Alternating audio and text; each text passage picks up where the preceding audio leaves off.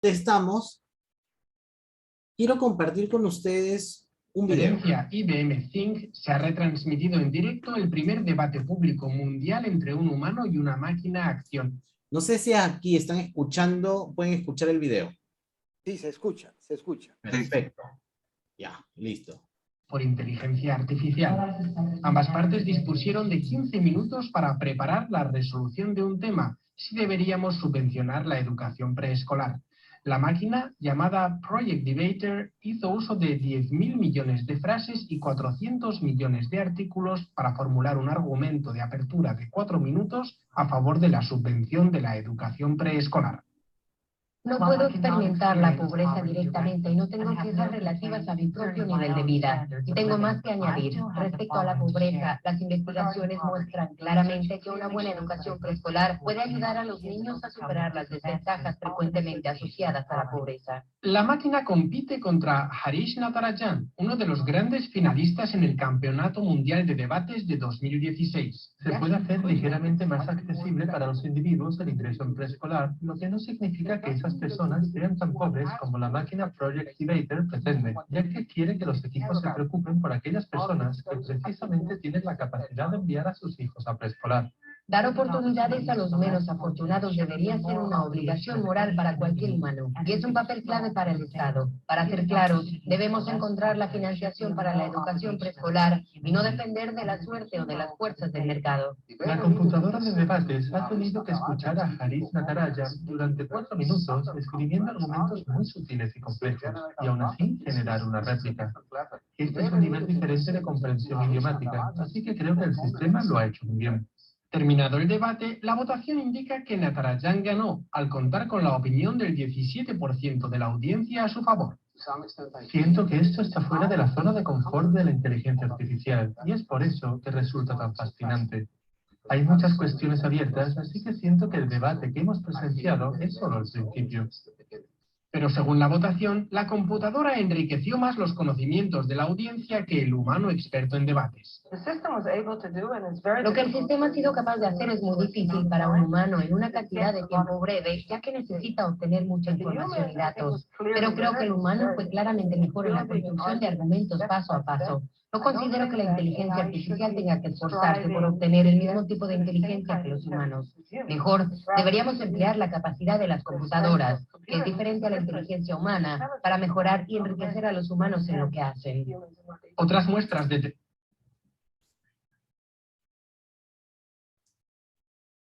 Bueno, el video es muy claro acerca de el nivel de desarrollos tecnológicos que tenemos el día de hoy. No sé si habían podido escuchar este proyecto de IBM. Los que conocen un poco la trayectoria de los proyectos de inteligencia artificial de IBM, han visto que en los 90 IBM puso una inteligencia artificial llamada Big Blue, que competía ajedrez contra en ese momento, si no me equivoco, era Kasparov o Karpov, creo que era el campeón del mundo de ajedrez. Y en ese momento la inteligencia al principio perdió, de ahí le ganó, y fue todo un hecho histórico. En el tiempo apareció Watson hace algunos años atrás, hace como ya 10, y pudo jugar Jeopardy, un juego de un programa de televisión norteamericano donde se analiza contextos, ya no movimientos finitos como lo que podría ser un juego de ajedrez. Y hoy día, en el 2019, IBM presentó este proyecto, el proyecto Debater, para mostrar lo que hoy día la inteligencia artificial puede lograr. Pero a ver, voy a tratar de explicarles a ustedes cómo lo logra. ¿Ya? Primero, para poder debatir, el proyecto tenía que ser cargado con un conjunto de diferentes fuentes de información. Se cargaron diferentes fuentes alrededor de revistas y periódicos en general, sin acondicionar temáticas. En un proceso de debate se selecciona alguna temática y en ese momento las personas que debaten tienen que rápidamente construir su argumentación. En este caso, se cargaron en nuestra inteligencia artificial 10 billones de sentencias de estas diferentes fuentes de información. Cuando se seleccionó en este caso el tema de la educación, la inteligencia artificial tenía que hacer un proceso de identificación de cuáles son estas sentencias que tienen el mayor contexto relacionado a lo que se había seleccionado en el debate. Una vez se tenían las respuestas, en este caso cientos de respuestas, la inteligencia artificial tiene que entrar en un algoritmo para determinar criterios que puedan decir cuáles son sentencias redundantes, cuáles son sentencias que tienen más valor, sentencias que tengan diferente valorización para poder entender cuáles podrían generar o no mayor impacto. Entonces, de estos cientos de respuestas seleccionadas, se logró filtrar a un conjunto de respuestas que tengan finalmente evidencias los cuales pueda justificar la inteligencia artificial.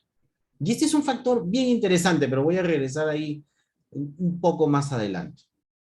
Una vez que tenemos las diferentes sentencias relacionadas en este caso sobre la educación, lo que tenía que hacer la inteligencia artificial era construir una narrativa. ¿Por qué una narrativa? Un proceso de un debate no es soltar información para tratar de ganar en base a quién tiene más información, sino tiene un proceso en el cual se necesita persuadir a las personas que participan en el debate, de hecho a tu contrincante y a las personas que escuchan. Entonces claramente la inteligencia artificial tenía que crear una narrativa que tuviera una lógica a partir de una posición que ella consideraba que era la valiosa. Entonces, esto es un tipo de reto de inteligencia artificial que no se había podido identificar antes. Pero ahora, como ven, esto es un proceso iterativo. La primera iteración le tomó a la inteligencia artificial 4 minutos poder construir su narrativa y su propuesta. Ahora, la respuesta del humano, en base a esa posición, tenía que también ser incorporada en el análisis, y con ello regresar a los 10 billones de sentencias y poder identificar si es que existía información que pudiera enriquecer la narrativa, poder ayudar a que la posición que tuviera se fortaleciera en base a las objeciones que el humano planteó, y así entrar en un ciclo virtuoso donde vaya construyendo una posición en el tiempo. Entonces, aquí lo que podemos ver es que, primero, la inteligencia artificial ha construido una forma de escribir un discurso, ¿no? Segundo, hay una comprensión auditiva no solamente del texto, porque hoy día es muy común la inteligencia artificial basada en lo que se llama speech to text, que nos escuchan y vuelven lo que hablamos en texto, pero en este caso hay comprensión a partir de lo que nosotros tenemos una intención cuando hablamos, y de ahí el modelado del problema. Nosotros tenemos una forma de estructurar los diferentes escenarios en los que nos encontramos, contextos. Entonces la inteligencia artificial tenía que construir esto. Esto es algo muy, muy interesante que realmente pudimos observar nosotros en este evento con este tipo de inteligencia artificial. Y como verán, esto va a seguir creciendo. Me imagino que en algunos años, como pasó con Big Blue o como pasó con Watson, la inteligencia artificial puede ser que termine ganándole al humano en este tipo de escenario. Ahora, acá hay algo súper importante y por eso resalté la palabra evidencias. Una de las cosas que nosotros solemos hacer en el proceso de modelado de resoluciones es que nosotros tenemos paradigmas, muchos casos prejuicios. La inteligencia artificial en este caso es netamente evidencias. Y ahí es donde se habla, por ejemplo, del bias o del prejuicio en la inteligencia artificial. Y este proyecto lo que trata de ayudar es a ir eliminando, reduciendo el bias en la toma de decisiones de la inteligencia artificial. Por eso el video, al final, cuando se hace esta encuesta de quién gana, el humano gana claramente porque tiene una mejor construcción de la propuesta, y de hecho puede persuadir mejor, pero la audiencia considera de que aprendió más con la inteligencia artificial, porque claramente usó argumentos con evidencias de una manera, de una fuente de billones de datos que un humano no necesariamente puede procesar de una manera consciente como la podría realizar un algoritmo de inteligencia artificial. Entonces, considerando esto, ¿dónde estamos? Hace algunos años, en el 2011, Mark Andreessen dio esta frase que me pareció espectacular, ¿no? El software se está comiendo el mundo. Primero, Mark Andreessen, es para los que han visto, él es creador de códigos de Mosaico, uno de los primeros browsers de internet que existen, y cofundador de Netscape, también de esa época donde empezaba el internet. Y para el 2011 él daba esta apreciación. Para ese momento, de hecho, no había tanta proliferación de software en tantos diferentes dispositivos que hoy día tenemos. O sea, por ejemplo, hoy día un auto tiene millones de líneas de código. Un auto. Entonces, realmente esa frase hoy día es más válida que nunca. Y yo diría más bien el software se comió el mundo. Está en el proceso de digestión, diría yo. Entonces, si estamos en ese contexto, se nos están presentando diferentes problemas acerca del mismo, ¿no? Y vemos una inteligencia artificial avanzando y demás. Hace algunos años, un cliente nuestro en Estados Unidos se nos acercó y nos planteó un problema. Dentro de lo que ustedes mismos han compartido y esta iniciativa que tenemos todos de la transformación digital, llámese privado, academia, Estado, esta empresa tenía un core el cual necesitaba transformarlo. Era un código de alrededor de 1.5 millones de líneas de código, era muy antiguo, y decidió asignar un equipo dedicado para que pudiera analizar el código y con ello poder ver qué códigos podían ser reutilizables y apalancar la transformación digital de la empresa a partir de esto, ¿ya? Este proceso del equipo dedicado toma aproximadamente 2 años de trabajo.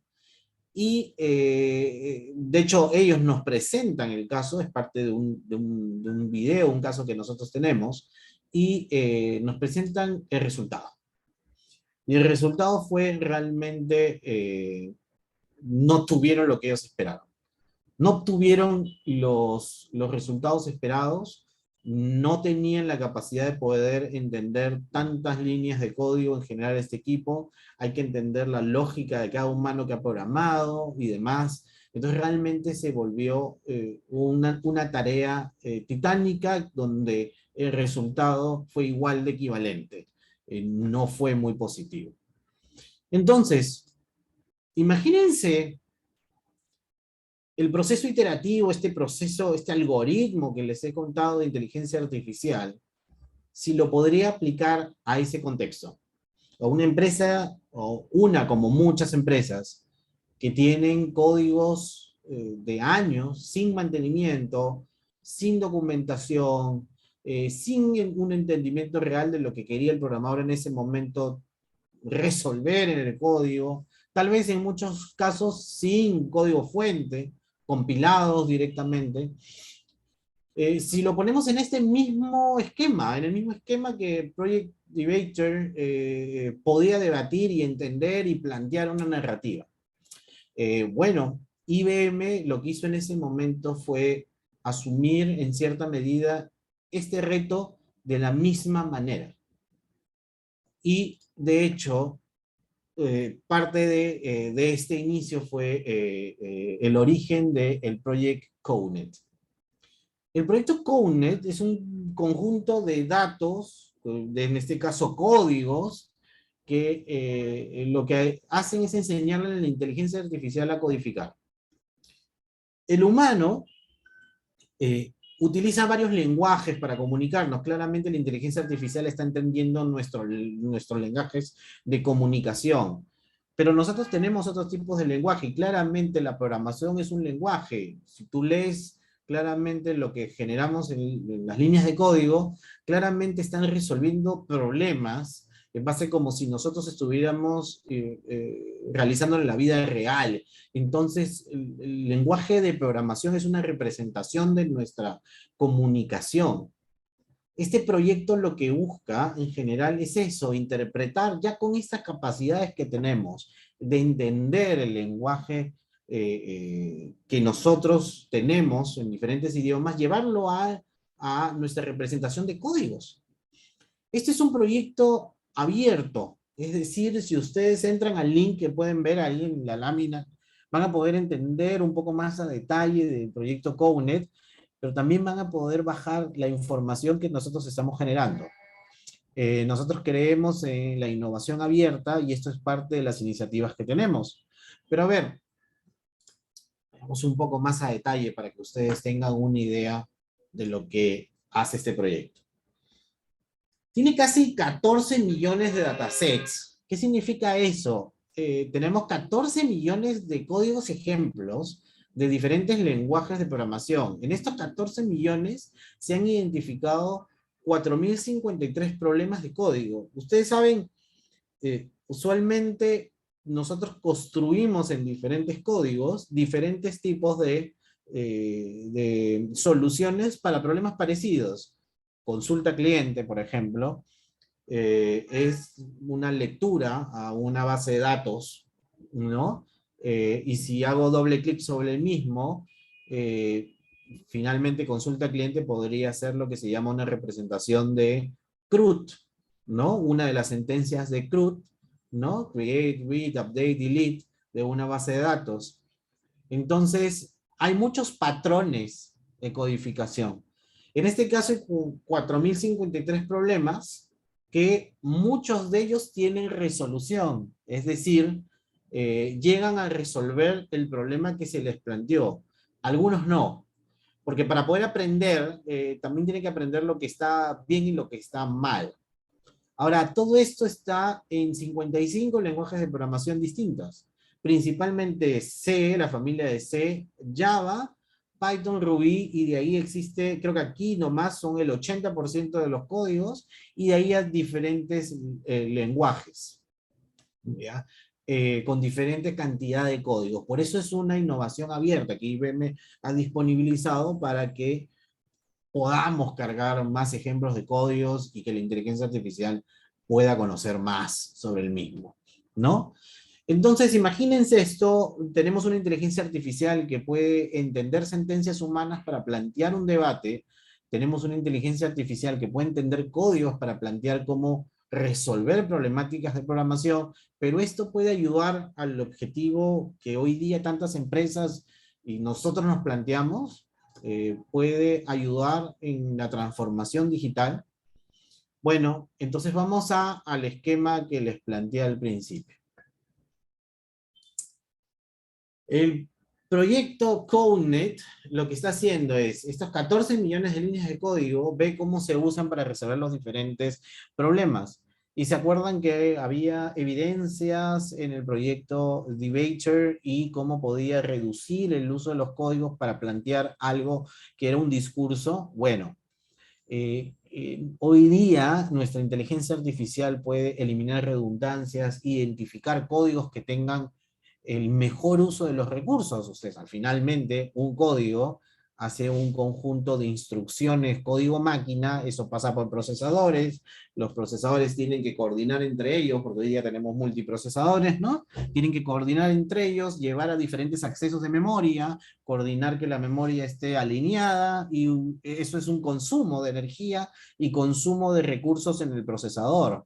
Todo eso se analiza para poder determinar y decir estos son los mejores códigos para el problema que tú quieres plantear. Y lo que estamos haciendo claramente es identificar las lógicas de negocio que pueden resolver de la mejor manera los problemas que estamos planteando, como por ejemplo que decía la consulta cliente, pero también con paradigmas actuales, como microservicios. Entonces la inteligencia artificial sabe cómo construir pequeñas líneas de código en base a todo lo que ha aprendido para resolver algunas problemáticas de negocio y genera el código necesario para poder ejecutarlo. Este esquema lo hemos trabajado con esta empresa que nos trajo la problemática. Y con ella estuvimos trabajando ya, creo, más de un año, si no me equivoco, trabajando en esta transformación digital, haciendo este tipo de procesos donde gracias a la inteligencia artificial podemos proponer código propio para que la empresa rápidamente pueda reutilizar lo que ya tiene y así iniciar un proceso de transformación digital mucho más corto, sin esperar estos 2 años con muy poco resultado. Entonces, hoy día la inteligencia artificial nos está ayudando también de una manera práctica en este frente. Ahora, cuando vemos una encuesta de Meet y de Boston Consulting Group sobre el impacto de la inteligencia artificial en las organizaciones, vemos que en general el 30%, el 40% cuenta con una estrategia de inteligencia artificial. O sea, lo quieren incorporar a sus diferentes canales, sus diferentes procesos de negocio. Pero cuando ya comenzamos a ver cuántos han incorporado la inteligencia artificial ya en sus negocios, en su ejecución real, en sus productos, en lo que ofrecen, tan solo el 20% lo ha ejecutado. Y de ahí, ¿cuántos han podido incorporar ampliamente la inteligencia artificial en los procesos y productos en general? Tan solo el 5%. Y ahora, este nivel de incorporado es cuando ya la inteligencia artificial entra en un modelo en el cual es iterativo, es un ciclo, el cual la inteligencia artificial, al aprender, le pide a los diferentes gestores de la inteligencia artificial o les brinda la información de lo que ha podido obtener para que la puedan reentrenar y ajustar los modelos que se hayan diseñado. Entonces vemos que realmente la inteligencia artificial, el impacto en las empresas es muy poco. Este tipo de iniciativas, este tipo de proyectos como el que vemos, creemos que al contrario, puede traer la inteligencia artificial tal vez en un frente que es mucho más cercano a todos nosotros y que realmente necesitamos mucho apoyo porque pasa el tiempo y cada vez más es mucho más costoso poder mantener en el tiempo estos códigos que tienen años soportando los negocios de tantas industrias. Entonces, es una oportunidad que hoy día tenemos todos nosotros.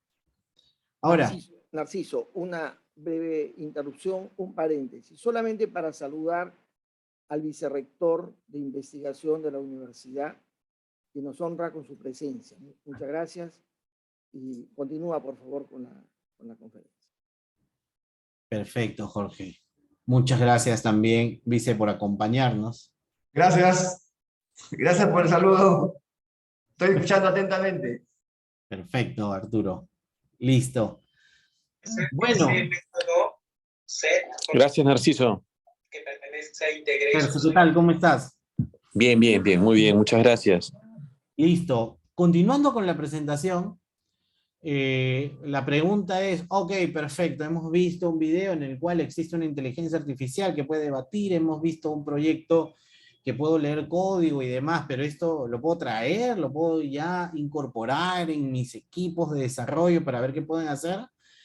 Efectivamente, nosotros, con tantos años en la industria, desarrollando software y soportando tantas industrias, con tantas tecnologías, hemos ya desarrollado un conjunto de productos que nacen de estos proyectos, que están, vamos a llamarlos en 2 escalas. Una primera es lo que llamamos nuestro advisor de transformación, nuestro consejero de transformación, que lo que busca es ayudar a identificar rápidamente, ¿ya?, el mejor uso de los códigos para que puedan ir a otros tipos de arquitecturas. Hoy día cuando hablé de microservicios estamos hablando de arquitecturas como contenedores, arquitecturas nube. Entonces, este advisor lo primero que ayuda es comprender cuál sería el esfuerzo para poder utilizar, llevar estos códigos legados a este tipo de servicios. Ahora, no solamente recomienda, sino que también puede generar los artefactos necesarios para poder lograrlo. De ahí un poco más voy a comentar sobre el tema.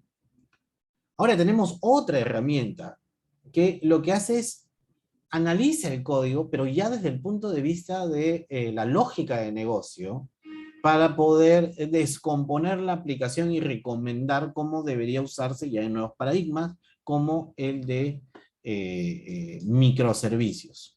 Pero vayamos un poco más a detalle y entender si esto inclusive lo estamos trabajando aquí. Entonces, el Cloud Transformation Advisor lo que hace es analizar estas aplicaciones, principalmente aplicaciones Java, que tantos años la industria seleccionó para poder desarrollar aplicaciones, ¿no? Las aplicaciones web, lo que llamamos Java Enterprise Edition, ¿no? Y lo que busca finalmente es de una aplicación tradicional Java, cómo esta la puede ir llevando a plataformas orientadas a contenedores, por ejemplo, basadas en la plataforma de Red Hat de OpenShift. ¿Por qué creemos esto? Porque es así. Nosotros creemos que hoy día las industrias tienen que invertir en desarrollar lo que se llama una sola vez y poder desplegarlo donde lo necesiten. ¿Qué significa eso? Si hoy día toman la decisión de modernizar una aplicación para llevarla a Azure, por ejemplo, en Microsoft, tengan la posibilidad de modernizarla de una manera que si de aquí a un año necesitan un servicio de Amazon y necesitan transportar algunos componentes de la aplicación a Amazon, también lo puedan hacer. Y no haya este acoplamiento que usualmente existe en las aplicaciones que a través de los años hemos podido ir observando. Entonces el Cloud Transformation Advisor, este tipo de herramienta, nos ayuda a descubrir qué es lo que tenemos que hacer en nuestro código para poder llevarlo a ese punto, ¿ya? Nos prepara con los diferentes objetos que son comunes en contenedores, archivos YAML, Helm, inclusive prepara los códigos necesarios para la integración con pipelines en DevOps, como Jenkins, ¿no? Y una vez que ya lo tienes, tú preparas, haces las condiciones que tengas y lo puedes llevar. Este es un ejemplo de cargas que nos podemos llevar, servidores de Oracle, servidores de Red Hat, Apache Tomcat, Westfield Application Server, inclusive nuestros productos como IBM MQ, AppConnect, que era el popular Message Broker de hace algunos años, y ayudar ya a llevarlos a esos nuevos paradigmas. También hay información pública en el link anterior y en este link que está aquí, para que ustedes puedan entrar y observar y ver los videos de cómo el producto lo hace, ¿no? Ahora, les hablé del IBM Mono to Micro, que era el que acompaña. Este señor ya se mete dentro de tu código y lo que hace es refactorizar código. Existen varias alternativas en un proceso de transformación digital. Se habla de refactorizar en algunos casos, reescribir, desplegar en otros esquemas. Esta herramienta lo que busca es refactorizar y reutilizar los códigos que tú ya tengas para poder llevar hasta un esquema de microservicios. Entonces, por eso viene el nombre de ser un monolito, una aplicación JDBC toda empaquetada, con todo el análisis ahí, lo llevamos a diferentes microservicios. De hecho, tiene este esquema de trabajo en el cual existen tres grandes pasos. Hay una inteligencia artificial que lee el código y recomienda los microservicios como tal. ¿Qué lee la inteligencia artificial? Ve el runtime, o sea, ve cómo se ejecuta el servidor. Quiere entender los casos de uso y la metadata relacionada al código mismo. Acá tenemos un esquema de Machine Learning, un modelo, el cual lo que hace es identifica los códigos y clusteriza en diferentes casos de uso que se van identificando. Y al final lo que te da es un mapa en el cual vemos las diferentes clusterizaciones, o en este caso particiones del código. Esto no es algo que nosotros como humanos podamos hacer cuando analizamos nuestro código. Es muy complejo analizar una línea de código y compararla con un paquete que hemos visto en un proyecto que vi hace 3 días. En este caso, la inteligencia artificial tiene esta visión de todos estos componentes y nos puede ayudar en este entregable. Este es un ejemplo muy simple, pero este es un ejemplo mayor, ya con un tipo de proyecto que nosotros estamos viendo. De hecho, hasta aquí, para que ustedes tengan una idea, un banco muy importante del país tiene una base instalada de aplicaciones Java 12 que quieren modernizar, bueno, que querían modernizar en ese momento, y empezaron en un proyecto en el cual se vieron casi con el mismo escenario que el cliente en Estados Unidos que les comentaba hace unos minutos atrás. En ese proceso para identificar qué podíamos hacer, qué podían hacer ellos, nosotros le hablamos de la otra herramienta, el Transformation Advisor, y lo incorporaron. De hecho, ellos en cuestión de un año han podido analizar y desplegar más de 100 servicios basados en códigos antiguos que están modernizando con paradigmas de microservicios. Gracias a este tipo de herramientas nos encontramos en todo ese proceso de despliegue. Entonces lo que vemos es que esas tecnologías que están viendo aquí las estamos trayendo al mercado local y se están incorporando en los flujos de desarrollo de las personas que hoy día modernizan aplicaciones. Entonces, ya no es un esquema en el cual tengo tan solo una inteligencia artificial que veo en un video, en un evento de IBM, sino que ahora, inclusive acá en el país, ya hay empresas que están usando parte, pequeña todavía, pero parte en sus procesos de modernización para transformar códigos. Y esperamos que esto en general sea ya parte del modus operandi de lo que los equipos hoy día trabajan, ¿no? Entonces, miren lo que termina dándonos. ¿Se acuerdan la gráfica de la entrada? La salida ya son los códigos. Y de hecho, como pueden ver aquí a la derecha, ya son códigos, en este caso, ya generados con toda la información. Ahí estamos viendo un JSON y demás, que la inteligencia artificial construye a partir de lo que ha podido aprender de los códigos que se le entregó. Entonces, realmente aquí, esto es un gran avance para cualquier empresa que quiera desarrollar códigos a partir de una plataforma legada. Ahora, ¿a dónde vamos, no? Porque hemos visto como que hasta ahora, porque les presenté un video del 2009, el video de CodeNet fue en el año pasado, los productos los tenemos ya este año y estamos en estos procesos de despliegue a los diferentes clientes, y ahora, ¿a dónde vamos? Claramente vamos a lo que corresponde a la aplicación cuántica. Las computadoras cuánticas nos van a ayudar a resolver problemas los cuales no estábamos preparados, y hasta ahorita la tecnología no está preparada para resolver. Hace algunos años nosotros planteamos y publicamos nuestra primera computadora, el IBM, y a partir de ahí ha habido un avance gigante en lo que es el desarrollo del mismo. Por ejemplo, la Universidad de Keio está haciendo investigaciones con nuestra tecnología. De hecho, fue lo primero que nosotros hicimos, disponibilizar nuestra tecnología de cuántica, de computación cuántica, a diferentes universidades para que pudieran hacer investigación y desarrollo. Pero sin ir muy lejos, para el 2020, ya empresas como JP Morgan comenzaron a aplicar la capacidad de desplegar modelos de inteligencia artificial en nuestras computadoras cuánticas.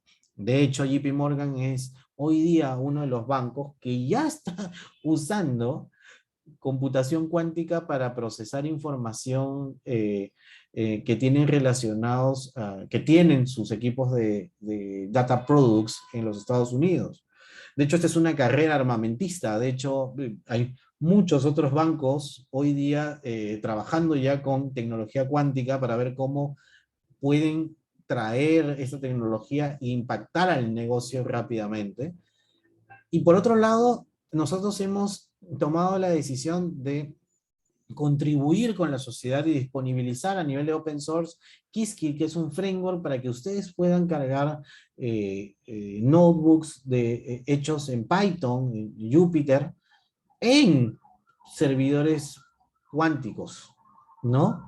Ustedes de hecho pueden entrar, registrarse y poder hacer algunas pruebas, porque lo que buscamos es una contribución social para que haya un mayor impacto y asimilación de la tecnología cuántica. Realmente lo que nosotros estamos observando de que esta tecnología va a poder ayudarnos es realmente a poder resolver problemas que claramente no podíamos identificar porque no teníamos la capacidad de procesamiento de tantos millones de datos y de diferentes fuentes para poder resolver rápidamente algún problema. Pero con este tipo de computadoras, de hecho, ya es realmente, la capacidad que vamos a tener es increíble. De hecho, hace 3 semanas, si no me equivoco, hemos anunciado la primera computadora en el mundo con más de 127 qubits. O sea, realmente es una capacidad monstruosa de nuestra computadora cuántica. Y en general, lo que vamos a hacer es que toda nuestra inteligencia artificial podamos desplegarla en este tipo de computador para que pueda procesar lo más rápido posible este tipo de procesamientos. Imagínense en Project Debater que necesitaba 4 minutos para poder procesar y generar este discurso. Imagínense en qué tan rápido lo podría hacer en una computadora cuántica. Así es que hacia ahí es donde estamos yendo hoy día.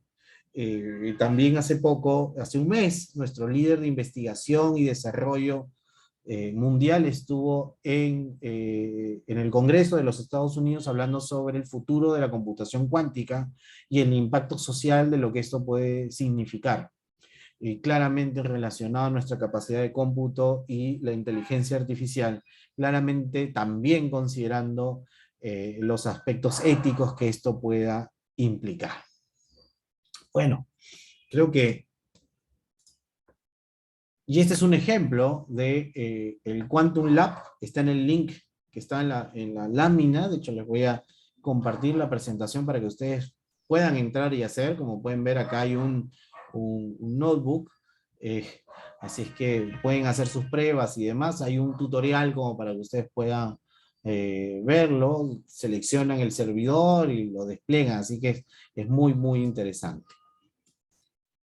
Así es que, con base a esta historia que he venido construyendo, las conclusiones, ¿no? ¿La inteligencia artificial podrá reemplazar a los programadores en el futuro? No, para nada. Lo que va a hacer es, al contrario, potenciarnos.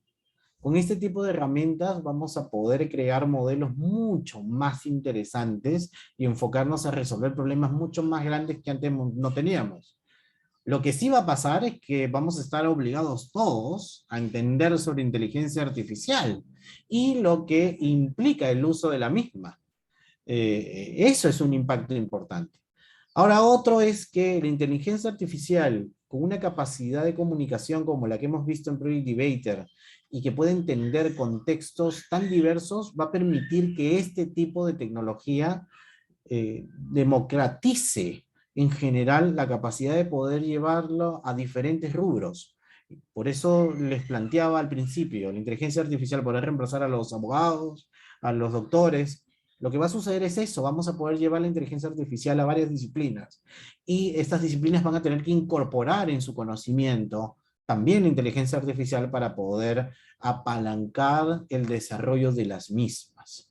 Entonces, en el futuro lo que vemos es que vamos a tener mucho más capacidad con ellas y vamos a terminar aprendiendo y resolviendo contextos que antes, hasta este momento, no podíamos. Y ahí es donde la integración de la inteligencia artificial con tecnología cuántica va a ser vital para iniciar una era en la cual podamos hablar no sé, temblores. Ah, ok, pasado mañana va a haber un temblor. ¿Por qué? Porque ya tenemos la capacidad de identificar tanta data, de tantas fuentes de datos alrededor del Perú, que hemos podido identificar patrones que determinan temblores. Imagínense, estoy soñando, pero así es lo que vamos a poder describir en el futuro acerca de estos contextos. Bueno, no sé, creo que ya me pasé un poco, son las 5:50, pero creo que... No, bien, el gusto de escucharte, Narciso, en un tema que abre pues un panorama especial, ¿no? Tengo yo acá un par de preguntas en el WhatsApp. La primera de ellas tiene que ver con esta necesidad del abordamiento de las capacidades que hay en las diferentes áreas del desarrollo computacional.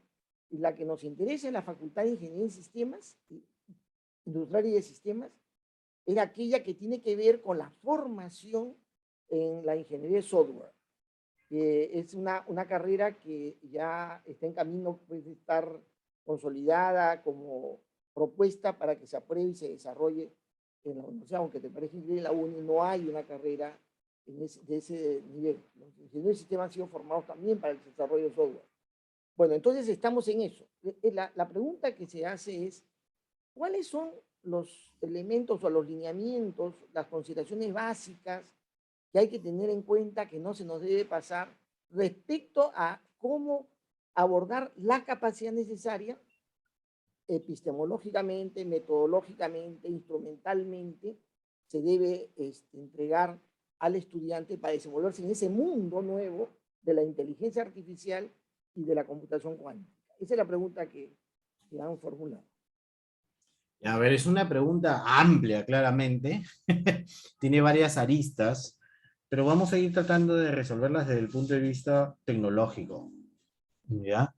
¿Qué es lo primero que yo creo que es necesario entender e incorporar como tecnologías base para poder llegar a incorporar esta inteligencia artificial como parte de, es la nube?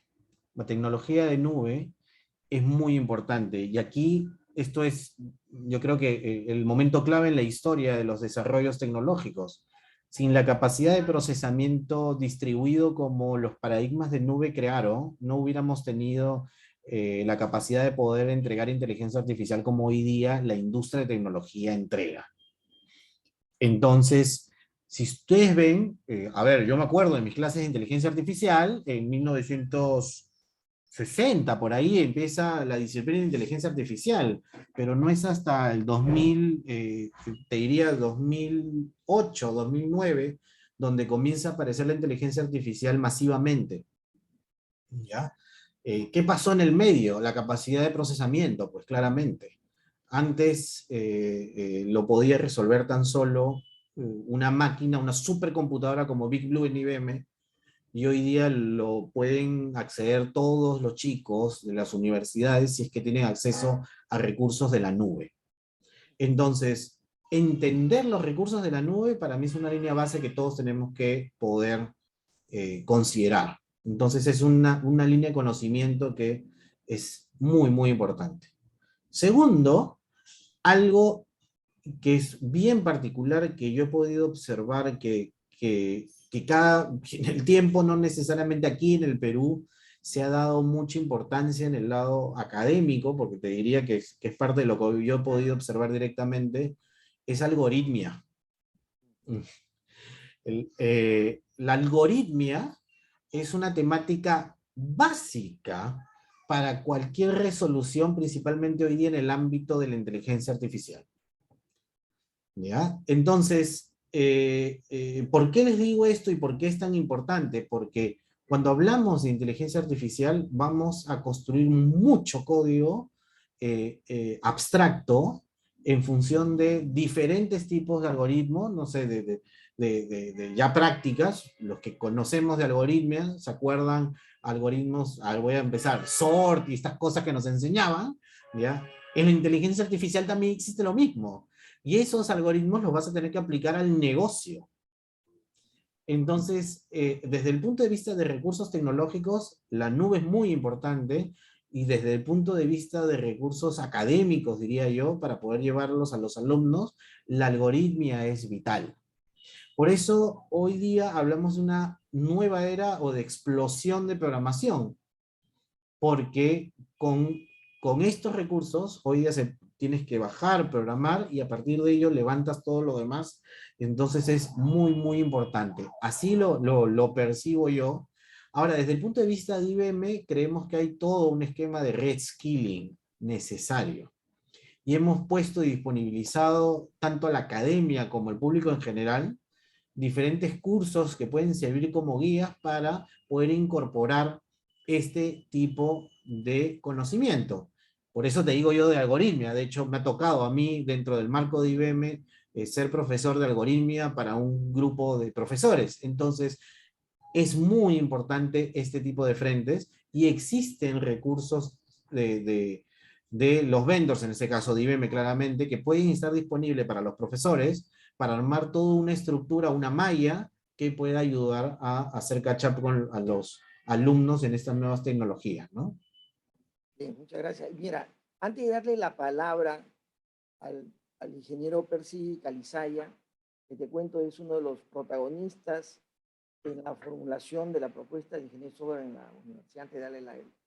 Acá hay otra pregunta que me han hecho sobre el estado de madurez a la cual se ha llegado en la computación cuántica y la estimación de que el desarrollo de estas capacidades estén a la mano más ampliamente, digamos, en la industria.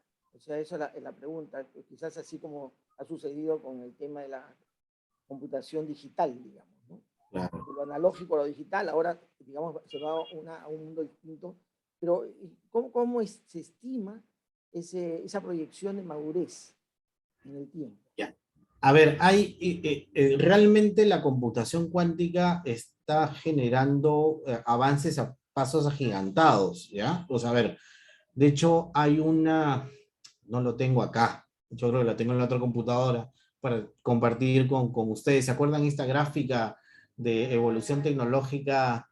No me acuerdo quién era el que formuló esta curva del desarrollo de los procesadores, pero a partir de la investigación cuántica la curva se ha elevado y se ha disparado. La computación cuántica hoy día ya existe la capacidad de poder desarrollar y probar directamente esta computación. De hecho, se ha aprendido de qué. ¿Se acuerdan que dije la computación, cloud computing? Cloud computing se permitió que llevara el software a mucho más personas, y permitió el desarrollo del cloud computing. La computación cuántica hoy día ya está disponible para que los diferentes personas, diferentes roles, puedan acceder a los recursos de la computación cuántica y puedan hacer diferentes pruebas. De hecho, esto es libre. De hecho, yo tengo un usuario en esto, y hemos podido hacer ejercicios y demás.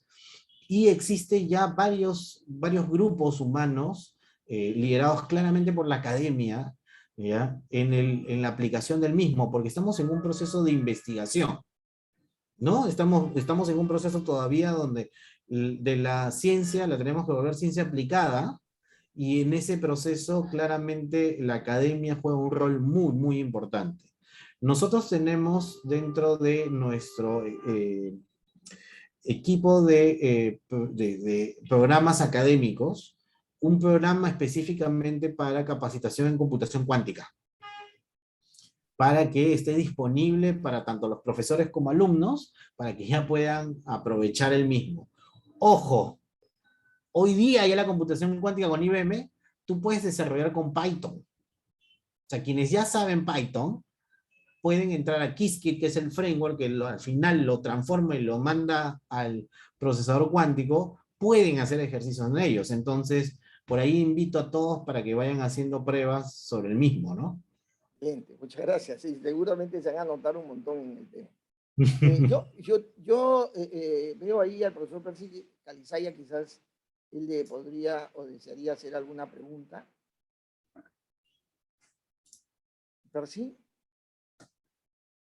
Bueno, creo que acá tenemos otra pregunta. Dice, se mencionó que IBM tiene una herramienta para el ámbito legal. ¿Cuál es el alcance que tiene esta herramienta? Si tiene algunos límites, dependiendo del tipo de estructura judicial, ¿no? Arquitectura judicial que tiene cada país, y en sus procesos para poder brindar una predicción o respuestas en materia legal. Ya, a ver, desde el punto de vista de industria, no es que tengamos una solución para el ámbito legal. Lo que tenemos es una tecnología, y en general ha habido diferentes proyectos ya con diferentes casas de abogados y demás, que lo que hacemos es que la inteligencia artificial lea diferentes fuentes, ¿no? Relacionadas, como la Constitución, como las diferentes leyes y demás, y esta inteligencia artificial lo que hace, sirve como un consultor, ¿ya? Entonces, ¿qué es lo que hace? Lo que tú le pides a este consultor, sabiendo esta fuente de datos, es que te recomiende, el más simple, cuáles serían, ¿no?, las leyes que más aplican al contexto que tú le compartes. De hecho, esta es una tecnología que llamamos Watson Discovery. Todo lo que tenga Watson es que tiene inteligencia artificial, pero ya eso desde que lanzamos nuestro branding. Y Watson Discovery lo que nos ayuda es eso. De hecho, aquí en el Perú hay, si no me equivoco, porque hace algunos años lo vi, un asociado de negocio de IBM que trabaja haciendo esto que les comento. Analiza diferentes leyes y brinda una plataforma para estudios. Es muy simple, lo que acabo de decir es una funcionalidad básica del producto que en el ámbito legal se ha replicado en varios países, dependiendo ya las necesidades, ¿no? Bueno, mira, yo te cuento, tú todavía estabas muy lejos de nacer, cuando yo empecé en los años 70. Ya. Yo trabajé con el proyecto STAIRS de IBM, se llamó Base de Datos Legales, BADALE. Es un proyecto para el país que IBM auspició por la primera base de datos jerárquica que hubo en esa época. Entonces, que fue una maravilla por el hecho que permitía, a través de diferentes, digamos, artefactos del concepto legal, que era jurisprudencia, concordancia y temática, poder acceder a la información de mucha utilidad en una arquitectura tan compleja, desordenada, caótica que hay en la legislación, especialmente en el Perú. No como ha sucedido en Colombia y en Argentina, que han llevado con gente de sistemas a un mejor ordenamiento.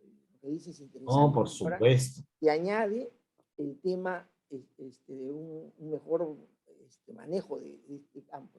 Otra pregunta, y la final que te hacemos, es, se ha entendido claramente que la computación cuántica te da una mayor capacidad para la ejecución del proceso, ¿no? Eso. Y que posiblemente en materia de inteligencia artificial, que requiere dichas capacidades, se aplica de una manera apropiada. Se entiende que puede haber ciertas materias de aplicación con la computación cuántica que sean más afín, o sea, le prestaría un mejor uso. O sea, en general no es que haya uno más afín o no, lo que está relacionado es al principio propiamente inteligencia artificial sobre la resolución de incertidumbre. Acuérdense, el principio de la inteligencia artificial nace para poder analizar contextos de alto grado de incertidumbre, y ahí regreso a los algoritmos, ¿no? Mientras más data tengas, más incertidumbre vas a tener, ¿ya? Hoy día, mientras más data tengas con mayor cantidad de variables, necesitas una cantidad de capacidad de cómputo muy grande. Entonces, con la computación cuántica, lo que va a suceder es que eso se va a reducir notablemente. O sea, imagínense, pero nosotros estamos hablando de bits, ceros y unos, y la computadora cuántica está hablando de 127 qubits, o sea, es una capacidad de cómputo monstruosa. Entonces, más bien pensemos cuáles son los problemas de alto grado de incertidumbre que nosotros tenemos. Por ejemplo, los modelos económicos. Los modelos económicos tienen un alto grado de incertidumbre hoy día que claramente los matemáticos en el tiempo han venido resolviendo, ¿no? Como tal. Hoy día una sociedad, explicar una sociedad es cada vez más complejo, con redes sociales, con el impacto social de la comunicación. Imagínense el impacto positivo de lo que podría ser cómo ayudar estos contextos a partir de una gran capacidad de cómputo que nos ayude a identificar y mejorar nuestros comportamientos. Yo creo que estamos frente a una situación en la cual tenemos que pensar en cuáles son los grandes problemas que hemos tenido y que no hemos podido resolver. Y ahí es donde la computación cuántica va a ser la puerta de entrada a conversar acerca de ellos. Veámoslo de esa manera. Nuevamente, Narciso, muchísimas gracias, muchas gracias por tu tiempo, por esta ilustración clara de estos temas que se nos viene, que lo tenemos encima. Yo quiero pedirle para la despedida, ya que está acá el vicerrector de investigación, darle la palabra para que cierre este evento con algunas palabras, ¿no? No sé si todavía se mantiene en la sala el doctor Arturo Tallén. Yo había escrito yo había escrito mi pequeño mensaje allá en el chat y solamente me queda felicitar a Narciso, ¿no? Felicitar al ingeniero Llanos y a todos los colegas de Ingeniería de Sistemas, a todos los ingenieros de sistemas, y los aliento a seguir desde la UNI para contribuir con la modernización del país usando estas tecnologías. Inteligencia artificial y computación cuántica. Sigan adelante y si podemos desde el vicerrectorado, también colaboraremos con todos ustedes. Muchas gracias. Muchas gracias. Muchas gracias a todos por su participación, estar acompañándonos en esta conferencia. Y esperamos pues que tengamos otras experiencias similares y tener la presencia de todos ustedes. Nuevamente, Narciso, muchísimas gracias por tu tiempo. Muy buenas tardes con todos. Muchas gracias. Muchas gracias, Jorge. Muchas gracias, Arturo. Nos vemos.